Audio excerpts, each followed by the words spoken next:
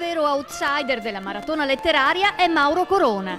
Di scena al Candiani, lo scrittore montanaro affronta il pubblico con disarmante rudezza. La birra non manca, gli occhiali invece sono presi in prestito da uno spettatore.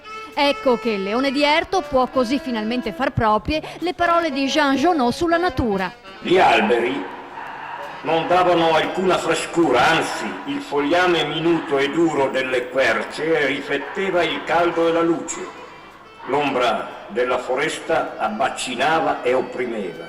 Ad alta voce, la maratona letteraria ideata da Coop Adriatica e giunta alla quinta edizione porta gli scrittori allo scoperto, in piazza, per strada, fra la gente. L'effetto è incantatorio, la parola tiene incollati e silenziosi grandi e piccoli. La fotografia che avevo scattato ai miei genitori alla stazione Victoria ritrae i miei genitori in un'età in cui viaggiavano ancora e non avevano malattie che li tormentassero.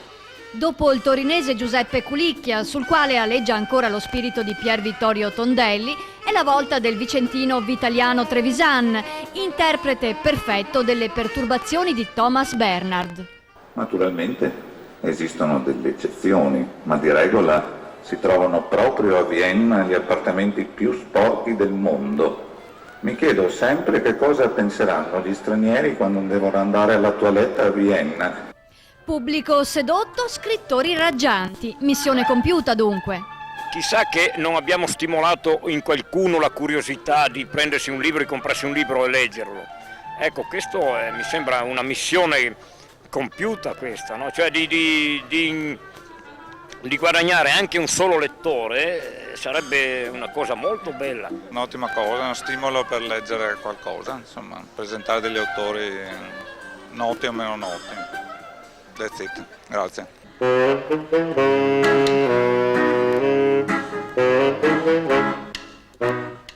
E la lettura è diventata una affollatissima festa al Teatro Toniolo di Mestre, con l'ensemble di Stefano Maria Ricatti a dare un respiro cantabile ai testi detti. Sul palco tante ospiti femminili, oltre alle assessore comunali Delia Murer e Luana Zanella, l'attrice Ottavia Piccolo, entusiasta dopo aver letto Meneghello in Vaporetto, e poi la scrittrice Dacia Maraini, in compagnia dell'amato Conrad. Presi un pigiama nella mia cabina e tornando sul ponte vidi l'uomo nudo uscito dal mare. E si è invece materializzata grazie ad un filmato la voce di un grande poeta, Andrea Zanzotto, festeggiato proprio in questi giorni per i suoi 85 anni.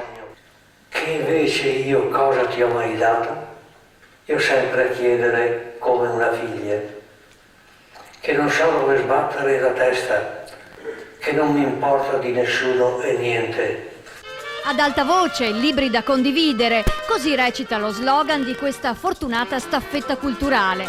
Il successo sta tutto qui, nel saper dare un tono, un colore, un'inflessione alla pagina scritta. E chi meglio di uno scrittore può farlo, visto che soltanto lui sa quanto lavoro può costare un aggettivo, una frase, un attacco.